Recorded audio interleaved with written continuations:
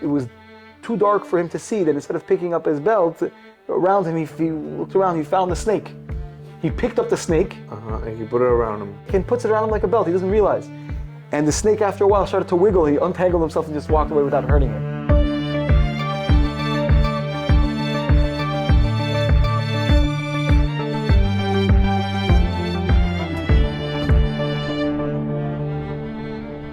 Hey guys, welcome back to the Pray Hard, Play Hard YouTube channel and podcast. If you're watching or listening, thank you very much for being here.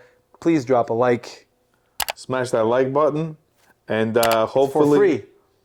Hopefully you find this informative and Entertaining. That's right. Please recommend and enjoy. All right. This week's Parsha is Parshas Tetzaveh, and starts off talking about, we're just going to go quick summary of the Parsha. It's pretty straightforward. It talks about lighting the menorah, what you have to use for the menorah, which is shemen zayzach, right? Pure olive oil. And it talks about afterwards the process of Aaron and his sons becoming Kohanim, and what they had to do in order to become Kohanim, the initiation. There was a bunch of different things. The reasons why Moshe Rabbeinu was left out in this Parsha, out of all the Parshas. That's right. It says Va'ata Tetzaveh. It doesn't say, right. Is it this Parsha? This is the Parsha that he's left out? I believe so, yeah. Yeah, you're probably right.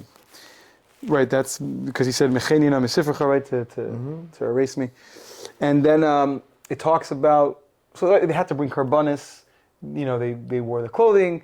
So it talks about the entire process of them becoming the Kohanim and what they needed to do. And at the end, it talks about the Keteris, about, first of all, the Mizbeach that's meant to be built for the Keteris specifically, and nothing else can go on it, its dimensions, what it's made out of, and the Keteris itself, the incense that was offered every day in the Beis HaMikdash.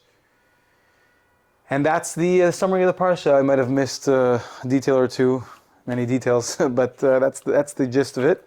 But this was done by the Mishkan, not the Beit HaMikdash. The Beit HaMikdash wasn't built yet. Correct, but all these things were present in the Beis HaMikdash as well. Okay, so the first thing we're going to talk about is kind of interesting. It's an interesting answer. There's a well-known question, and there's many answers. But the answer over here, first I'll ask the question. The question is like this.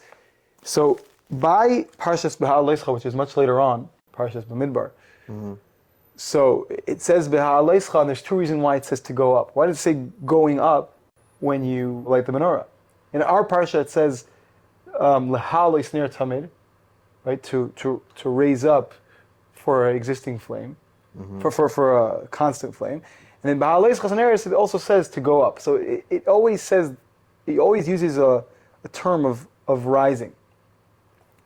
So Rashi here just says the one reason, which is why that when you light the candle, you have to wait until it's fully lit and rising. Fire rises on its own. It's fully rising on its own, meaning you shouldn't take the flame that you're kindling with away until it's fully lit and fully formed and rising on its own. So that's what the Torah is telling us. But it doesn't say the second reason. Rashi doesn't mention the second reason in this parsha, which he does mention in Beha'aleischa, which is also that there were stairs to go up. So why does stairs or there were small, it was a ramp? It was no. So the Mizbeach can't have stairs. Right. But the menorah had small little stairs. Steps. Like tiny little stairs. Yeah, like you see it in the illustrations of the Beis HaMikdash. You'll see, stairs in front of the menorah to walk up. So an interesting answer is that Moshe Rabbeinu was the one who lit the menorah in the beginning. In this parsha, it was him who was lighting. He did all this, and Moshe Rabbeinu was very tall. He was 10 amos tall. Right. So he didn't need to go up the stairs. But Beha'aleischa is talking to who? To Aaron. And Aaron was shorter, and therefore he needed to go upstairs. He was much shorter? So we're actually going to see where... I mean, they are brothers. So yeah, it's an interesting... There's a discussion about... I don't know how much... I don't know if he was very, very short, but he was short, definitely shorter than Moshe. Okay, yeah.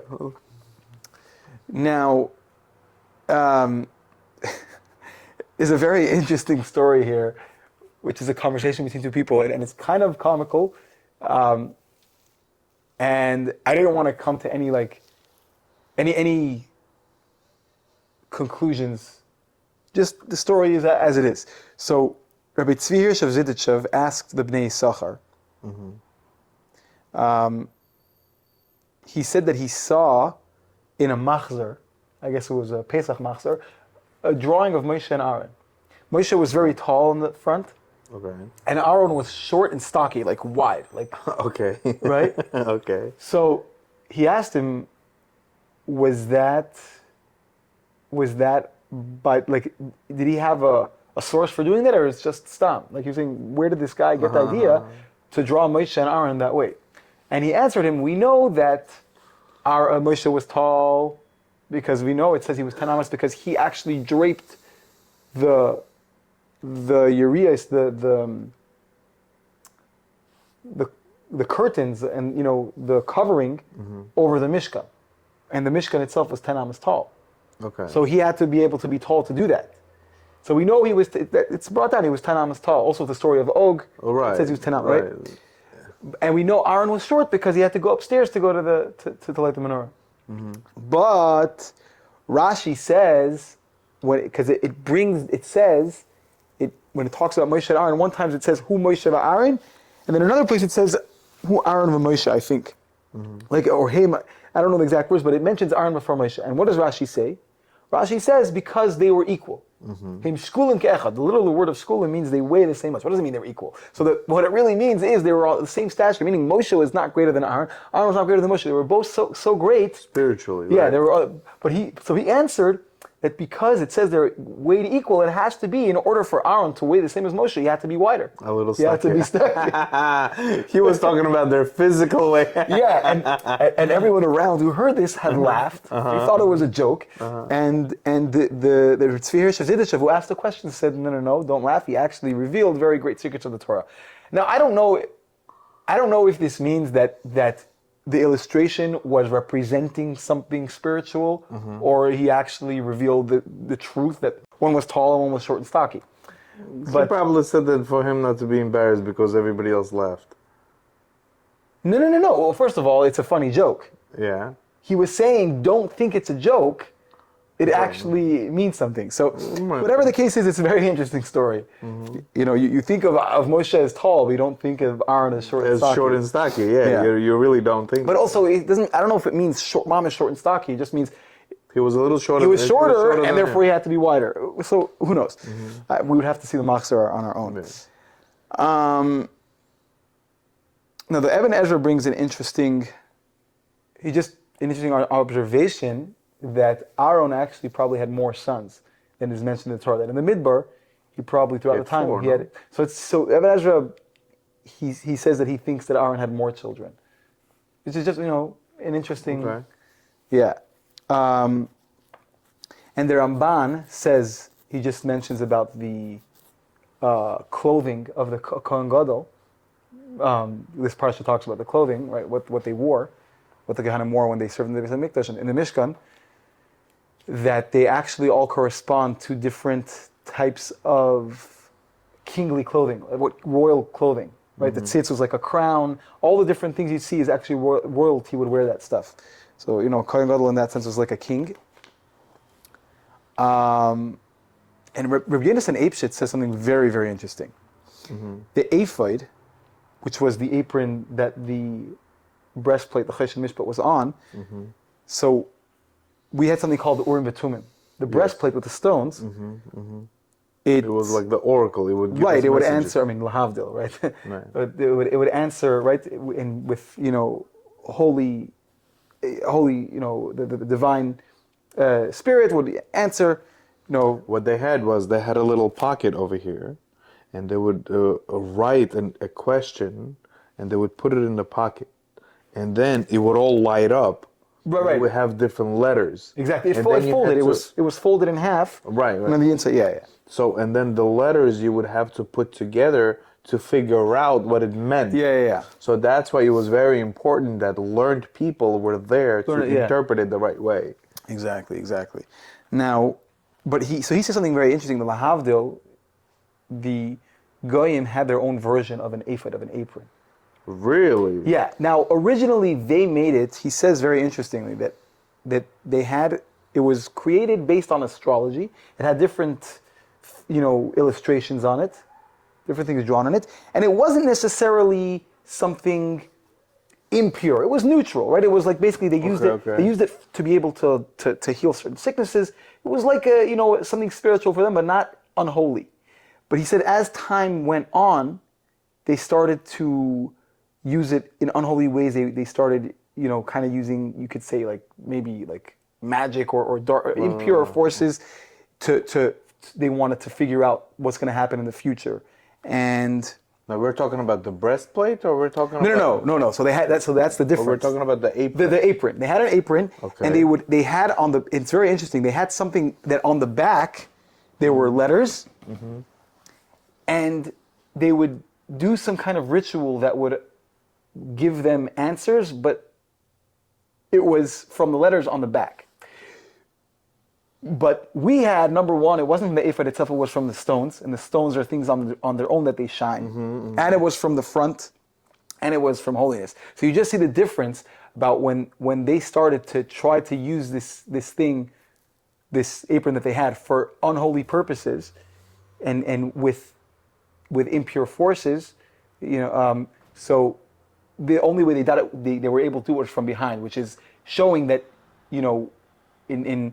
in Kabbalah, it speaks about a lot about when Hashem is behind everything. Hashem gives power to everything, and even the evil in this world, it can only really get its life force from holiness. But it says in many places in Kabbalah that it's like someone who's throwing behind their back.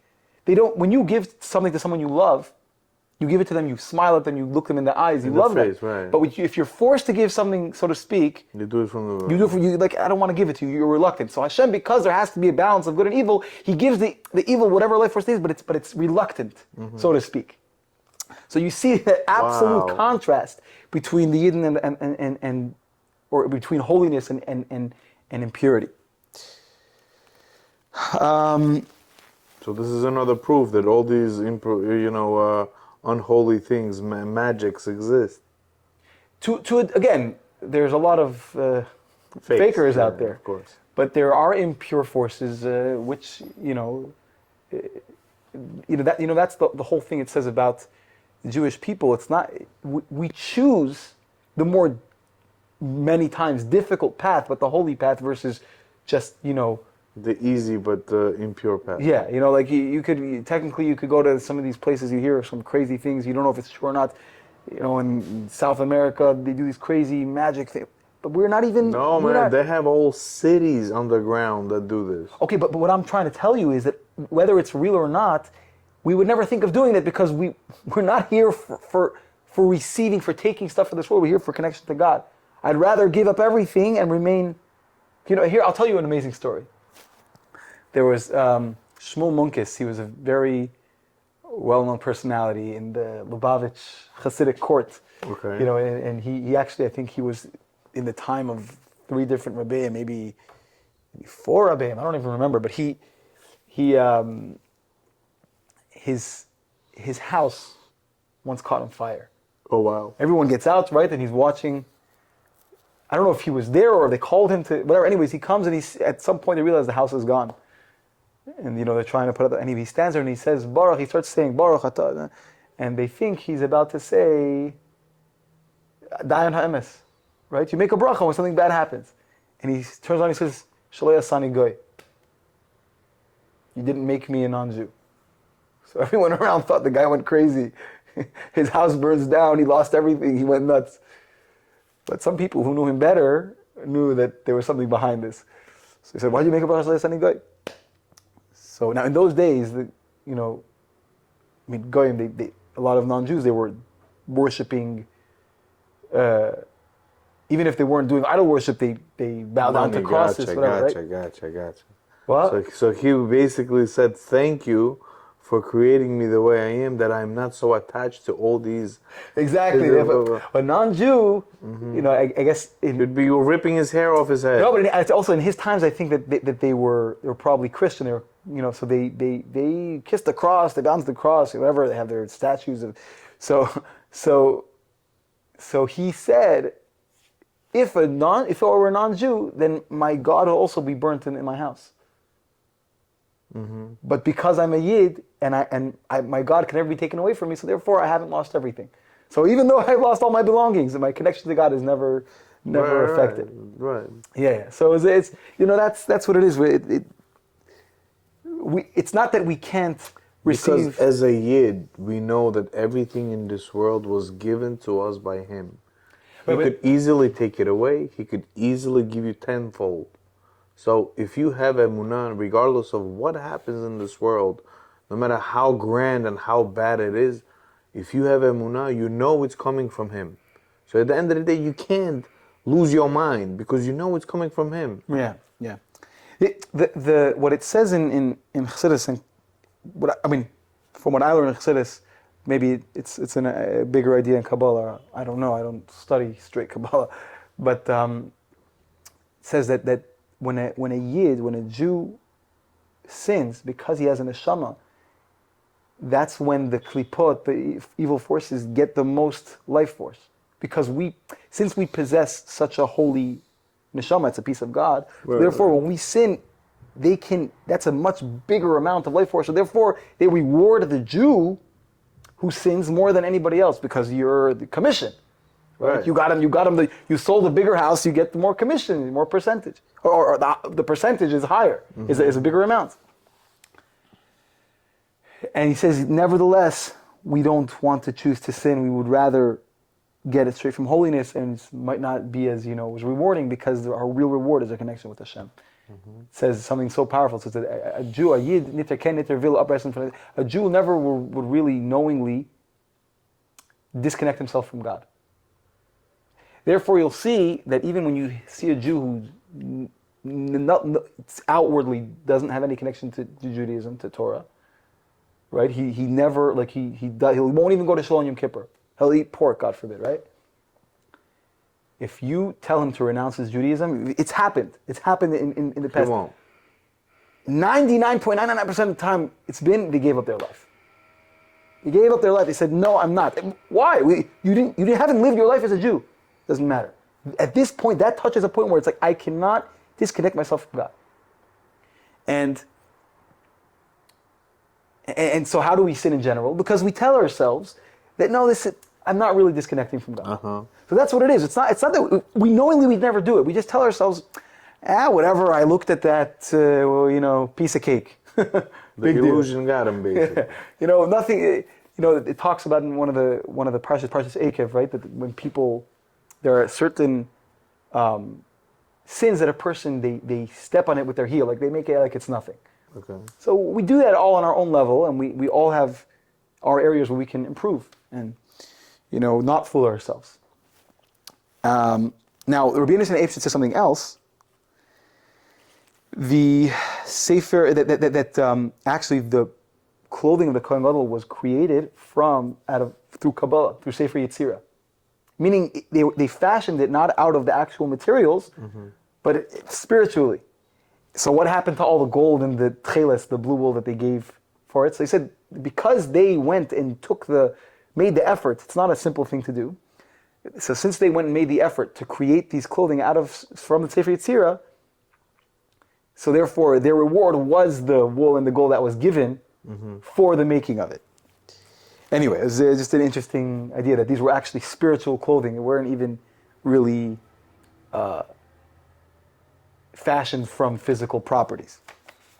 That actually reminds me, I don't know if we mentioned it last week, but all the gold that we received, I think we did mention it, but all the gold that we received while we were in Egypt, you remember when the first miracle happened, when the Nile turned into blood, we received a lot of money. Afterwards, when there was total darkness, we took a lot of gold. All of that gold went into impure things. We made the golden calf with it. So why? Because all that gold came to us in a negative way. But the gold that we received after the Yom Sov, after these waves were throwing out all these stones and all the silver and gold, all of that went to the Mishkan, because this came in a pure way. Because as we know, if you find something on the beach and there's no owner, it's purely yours. There's no negative way. We received it in a positive way. Right. And so therefore, it only went to the Mishkan. And it was all blessed. All the copper, silver, gold, everything we got from there. Yeah. It came to us in a positive way, in a pure way. It's incredible. I'm telling you, one of these days, it'll happen. I'll pick up the Zera Shimshon. It's beautiful. It goes so deep. It's amazing. Yeah. Yeah. Wow. Okay, so now we're coming to the stones. To the different stones that were on the breastplate on the Cheshen. There were 12 stones for the 12 Shvatim. Tribes, yes. And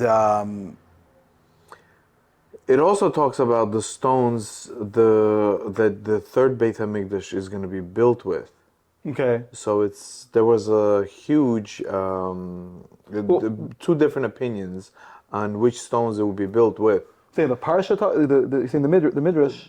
Zera Shimshon talks about. Oh, okay. So there was a huge machloket between which stone it would be built in. And the conclusion came to that it would be built of onyx, because that was the representation of Yosef. Which one? Which stone is that in Hebrew? Is it the Shoham? Shoham, right. And the second was jasper, which was represented by Benjamin. You said that was the red one. The Yashve? Yashve, yeah. Okay. So these are the two stones that the third Beit HaMikdash that is going to be built in. And the reason for it is because the first two Beit HaMikdashes that we had, we couldn't fully receive the mercy of Hashem, because it would be hypocritical. Because we, as other Shefatim, we are the ones who sold Yosef mercilessly. And he begged for mercy, yeah. And he begged for mercy. We disregarded him. So therefore, in the first two Beit HaMikdashes that we had, we didn't receive the full mercy. In the third one, we'll receive full mercy, because it will be represented by the two stones of the two brothers that were not part of the sin. Wow. Now we're talking about the different stones. There are some things that Rabbeinu Bachia, I never know how to pronounce it, talks about. He talks about the different stones. I'm not going to mention all of them, but a good amount. So, Odem, right? In the Sefer I was learning from the Eitzer Place Torah, it says it seems that might be the ruby. Okay. Ruby stone. It says it's actually. All the stones have sgulas. They have like special spiritual energies that can help. Oh, I remember learning about this. So ruby, that's the one that we're not sure about, I believe. Right. So I'm saying it says it might be a ruby. So it might be a ruby, or it might be a garnet. Oh, garnet. Okay. So garnets, and the reason, and I remember vaguely that there was an opinion on why they say it's a garnet, because garnet had the properties of women who are barren. They would say that you should wear a garnet. So because that's what it says here. It makes you fertile. It makes you, number one, it helps to avoid miscarriage, and it also, they say, if you grind it and mix it into foods, it'll actually help with pregnancy.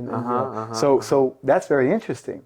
Okay, so I remember that vaguely. I was learning about it about 3 or 4 years ago. My wife is gonna like this episode because her favorite stone is garnet. Really? Yeah. Really? Yeah. Okay. Now, the next one is Pitida, and it's very interesting. So that one was for... Oh, and Adam also... It was given to Shevet Reuven. What did he bring his mother? He brought his mother Dudaim. Right. Which was also good for birth. Fertility. So it was kind of like, had to do with that. Represents him. Yeah, it's very, very interesting. You see all these different... Connections between them. Yeah, the Pitida... I don't know what color it is, but it actually says it's a stone that cools down the body. And it says that's why it's found in Kush, I think that means Africa. where basically it's very hot there, and also the people there, at least once upon a time, probably today also, were also very. They were they engaged in immoral actions, so that can cool them down. It's very interesting. It says "Shtufi zima," right? They're anyway. A very interesting idea that there's. It doesn't say the color. Maybe it did. I forgot to write it down. I don't think It had it to did. be a pearl. You think so? In my opinion, pearl isn't we'll a stone see. though. Pearl isn't a stone. Yes, but pearl was also a representative. I remember reading something about it, and it says something about full moon has a huge effect on anybody that wears pearls. Full moon, yeah. Really? Yeah, I remember learning something about it vaguely a long time ago. Wow. So, And as a matter of fact, pearl is a type of a gemstone that it takes the wearer. It takes about 7 or 8 months for you to feed it energy, and after 7-8 months, then it reflects energy back to you. It's like all these mystical things that talks about different stones have different they radiate different types of energy. So there's actually something I'm going to touch upon later, which is like how these things work and if it will work or won't work, depending on a person's, where he is holding in life or whatever. Right. But Barekes is another one that was given to Levi, and it shines a lot to the point where you could even, it says you might be able to use it like the same way you use a candle. So it's a diamond. It has to be a diamond. So I don't know. I mean, I'm not sure, but okay, who knows, right? And it was given to Levi because Levi also, they shined forth with Torah.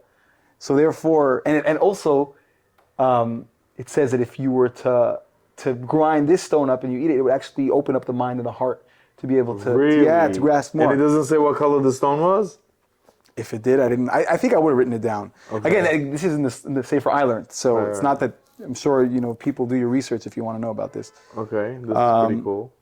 Yeah, so it was, again, Levi shined the Torah is like light also, so that's why it was given to them. And Neufech, I believe, is it has a very interesting segula, very interesting omen, which is that it's a segula that your enemies will run away from you, turn their back, and turn around. Wow. So Neufech comes from the word technically of like v'nahafechu, or in Ada, right? That it to flip, to turn around, so that and this was given to Shevet Yehuda, and Shevet Yehuda was always very, very dominant in war, right? So again, you see how it's perfect. Doesn't say the color either. Don't ask me about the color. If I don't say it, it means I didn't write it down. Now, sapphire apparently is sapphire. That was given to Yisachar. Why? Yisachar, they were great in Torah. Yisachar, in Zvulun, right? Yisachar were the ones who wrote Torah. Right. So they were very, they were giants in Torah, and also. So Levi didn't get this stone. Levi got some other stone. No, they also got one, that the light of the Torah. I guess it represents different ways they excelled in Torah, whatever that means. Okay.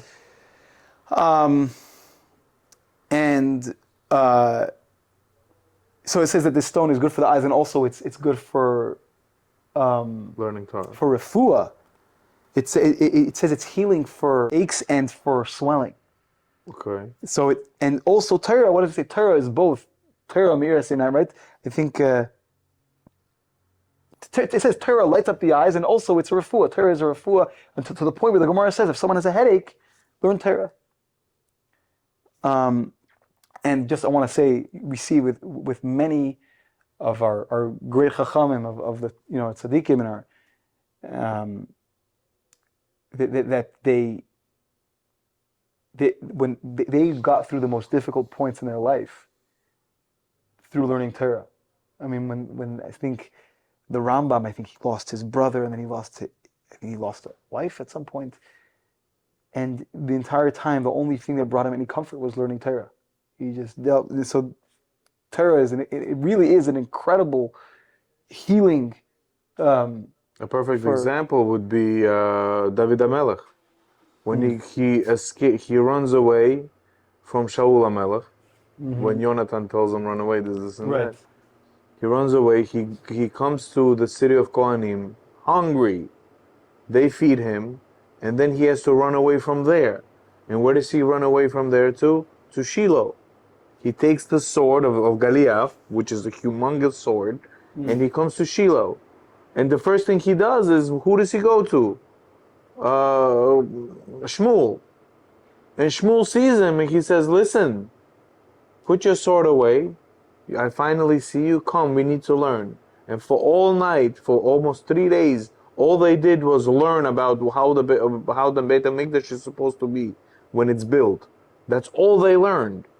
So he comes to him to explain to him, to tell him that Shaul HaMelech is chasing him.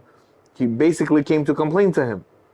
And he tells him, put everything, all the politics, put everything aside right now. I don't care what's happening. Come, we need to learn right now. I finally have an opportunity to sit down and learn with you. I need to bestow on you what is needed from you. So you're going to learn about the Beit HaMikdash. Right, wow. Wow. And it says that that's when David HaMelech got his very first prophecy. Wow. That's incredible. I gotta go through Navi again. Yeah, it's amazing. Yeah, we were crying with my brothers when we were learning about this. They were all in tears. That's David HaMelech's story is a very harsh one. Oh man, he went through so much hardship. But it's also like the ultimate. Like I think, in a way, Yosef and David HaMelech are one of the most relatable characters in Torah. For me, at least, because like the struggle of life was something they went through. You know, the ups and downs. If you have siblings, you could definitely relate to Yosef. I don't think any of us got. No, I don't mean. I'm not talking about the selling and the cruelty. No, I'm not talking about that. Yeah. I'm saying in general. If you have siblings, you could understand what it means to fight and make up.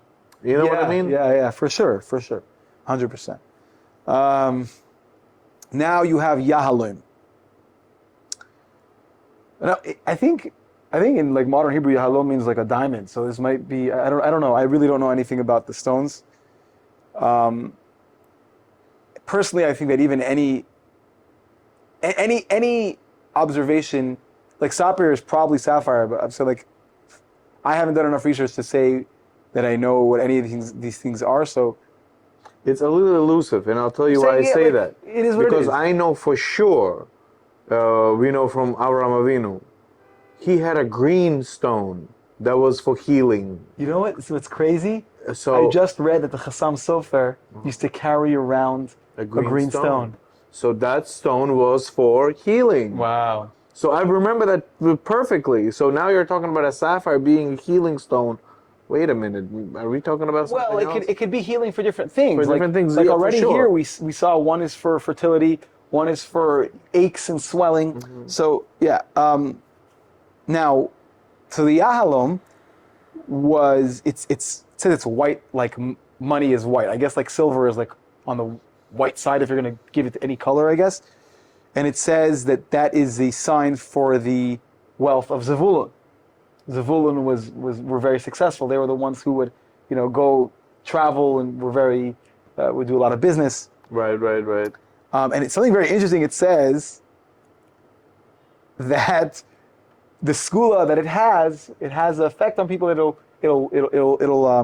makes a person sleepy. Which stone is this again? The Yahalom. So it's very interesting. This is not. I haven't seen it anywhere. Just something that I studied this literally today. But I think maybe you could be like money can make you sleep, meaning it could put your soul to sleep. It could take your mind away. No, it could make your mind go away from God if you're not careful. Because you're occupied with Parnasa. So it's kind of interesting. The school is going to sleep, and it's kind of like almost like maybe you could say that it's like a little warning, like. Don't let money make your neshama go to sleep. Don't let it distance you from Hashem and from Torah and mitzvahs. Now, all this was said by Rabbeinu Bechaya. The Midrash Talpios talks about I think it's pronounced Loshem, this stone. The Shaltei HaGibarim, I heard you mention that he also brings it down. The Zerash Misham brings this person, the Shaltei HaGibarim, the Sefer. That it said that if a person had this stone, it's stones, they shine. If a person had a sickness that was, I think it's called terminal sickness. Okay. I mean, they're going to die from it, right? So if a person has a terminal sickness, it actually loses its light. It darkens. Really? Yeah, it's almost like it's mourning for its owner.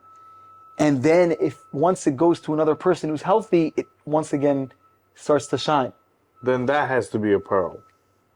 But a pearl isn't a stone. That's why it doesn't make sense. It's from the ocean. That's true too. And then it also says that, on the other hand, it can strengthen a weak heart. So a person can have a weak heart, but he's not dying. It'll strengthen a weak heart, and it helps with anxiety, and it adds in happiness. It's good for the health of the eyes, and it even says it brings hatzlacha, it brings success to a person in general. So that's a stone that I want. Maybe it's a tanzanite. Tanzanite, is that, yeah? You think does it sound like It's like bluish, it's like purplish bluish color. It's in between a sapphire and like a purple stone.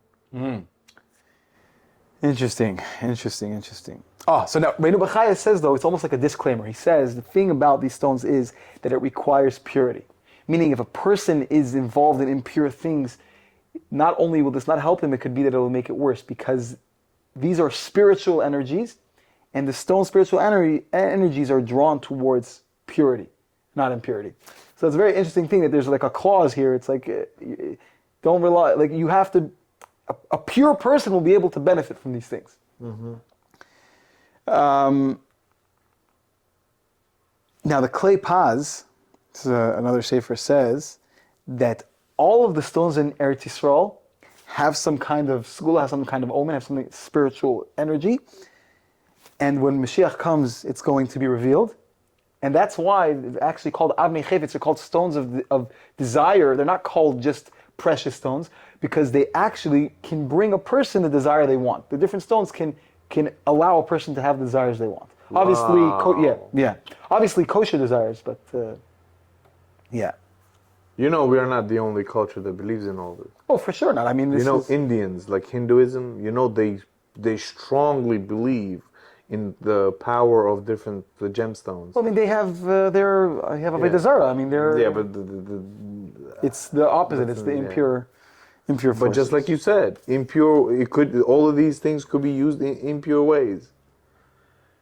I don't know about this. Well, I guess any energy in this world can be used for, unfortunately, not good things. Yeah, that's 100% true. Okay, so now we're going to talk about how the names of the Shvatim were written on the stones.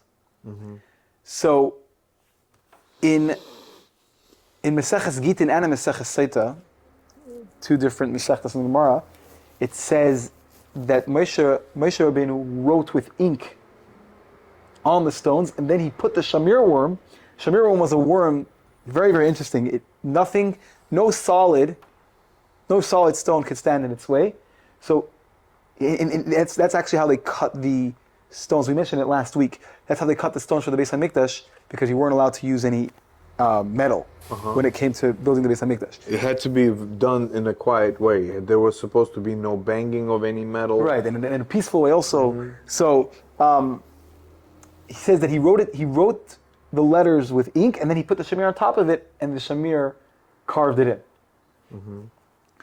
in. Laser-like precision. Yeah. And we also mentioned the short story of, I mean, we didn't say the story, but of Shlomo HaMelech. How he got the shamir. He had to go and enlist the help of the king of the demons, Ashmedai. I think you're not supposed to say his name, whatever. But for learning purposes, we could definitely talk about it. I guess, yeah. And then he, in order to get the secret of how to get the worm, there's a certain bird who was in charge of like keeping it. Who knew where the shamir was. So what did they do? They took a piece of glass and put it on top of the nest of the of the bird. So he couldn't. So he couldn't feed get- yeah, He he couldn't couldn't get- feed his chicks. Right, he couldn't get to his kids. So now what does he do? The only way to get to remove it or to get through is the shamir. So they tricked him into bringing the shamir, and the moment he brought it, they took the shamir, and I think the bird killed itself because They put it in a box made of cloth inside. Oh, so this is the thing. So here, if it can break through anything, so how in the world were they able to store it? It could escape easily. So it says that they had to put it inside of wool, wrapped in wool, inside of a box of lead with the bran of barley. So the outside, like the outside shell of barley. Which I guess all these things somehow ensured that it couldn't get out. I don't know how. I mean, the wool obviously softens it, makes it harder to move, and the lead, I guess, is made different. Whatever it is, it's very interesting how, they had to keep it under. Yeah, it's insane. Yeah, very, very cool. I mean, think about what lead is. What is lead? I don't know. So if you have anything enclosed in lead, X-rays don't penetrate it. They can't see through it. So what is wool? You know why we're not allowed to wear shatnez. Wool and linen. Right. They say now they found out. Well, it's really a chayk. It's really nobody reason. really has an answer. Okay. But science now explains that when you have wool and linen stitched together, already stitched, made together, it gives off a small radiation and could cause a lot of different cancers. No way. Yes, they that's what they're saying. I need to see that study. Yeah. I need to see that study. Apparently, marble also gives off a small amount of radiation. Okay, so that's weird. Yeah. Marble, the stone marble. Yeah, but we're not wearing marble. So I guess So it gives off a small amount of radiation. I want to see that. So it goes to show you wool, lead, and then something else. That means he was like, he was pure energy. Shamir was pure energy. Yeah, and everything. You understand what I mean? He was just crazy. Wow, so it was like very, very interesting. Very, very interesting. I wonder what the barley husks are for, though. That's weird. Yeah, also some sort of radiation or something like that. Oh, who knows? Wow. Okay. Now, so here's something very interesting. It says about the me'il that the hem around the neckline, right? I forgot what you call it. Should be reinforced. It had to be reinforced so it can't tear. Okay. So it mentions that it actually says that when the Kohen Gadol would go into the Kodesh HaKadoshim to do the Avodah, the Satan would come and would grab him by his neck. So in order for it, and it can't tear, so in order for it not to tear, it was reinforced. So there's a few questions here. Number one, the Satan can't tear or reinforce, the Satan's going to come, he can't tear through a little bit of extra reinforcement. So the answer is that because Hashem says in the Torah that it has to be reinforced and it can't rip, it says lo yikareah, so therefore the Satan already has no more power. Okay. But there's a bigger question here. The Kohen Gadol doesn't go into the Kodesh HaKadoshim with the Me'il. Right. He only goes with the 4 white clothing. Right. So how would this... How is one connected with the other? Right. So it's very interesting. It's brought down, I forgot to write down who writes this, that actually they made a separate me'il. This is a very, very big chiddush. Something you don't see. It doesn't say it anywhere. Okay. The pasuk I'm saying. That they actually made a separate me'il that was white, and it also had, some kind of bell hanging, whatever it is. It said it had pa'amonim, and it was white, and he would go with that into the Kodesh HaKadoshim. So that one, the reinforcement was in order so the Satan shouldn't be able to tear it. Okay, that makes sense. Yeah, because he would only go in there on Yom Kippur, which was once a year. Okay, but when he's going in there to ask those questions, then he would have to wear the reinforced garments that come with it. When he goes in, not to ask the questions, to do the Avodah. Right. When he goes into the Kodesh to do the Avodah,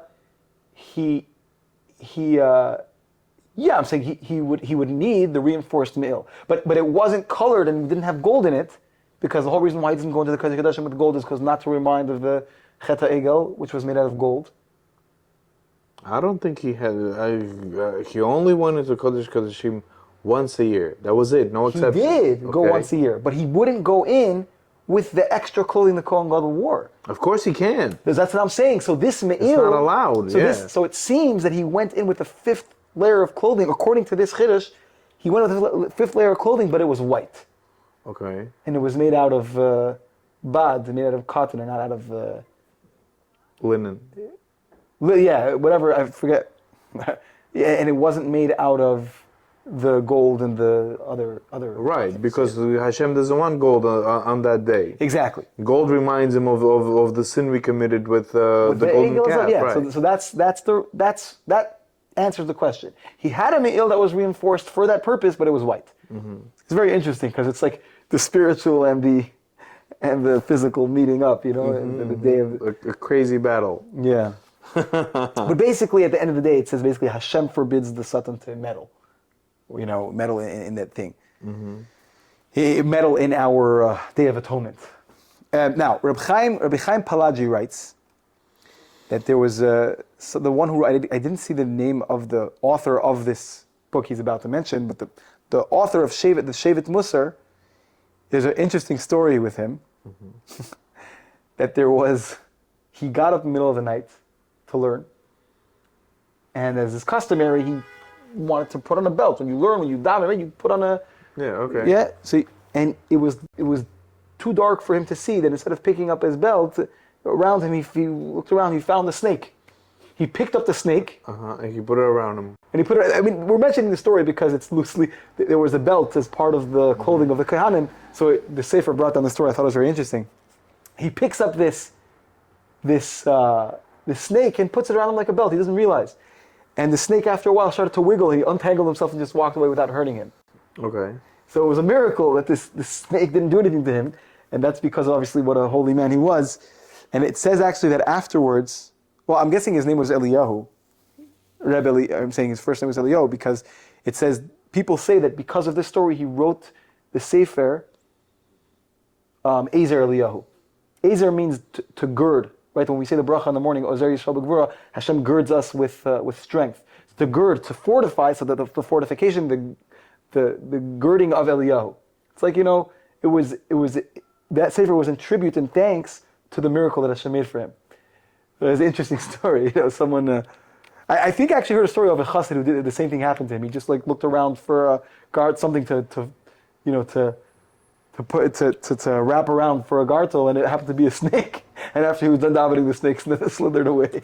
Very interesting. Actually reminds me of, there was a Rav, I'm not sure where in Europe it was, but women would refuse to go to a mikvah because in that mikvah was a humongous snake.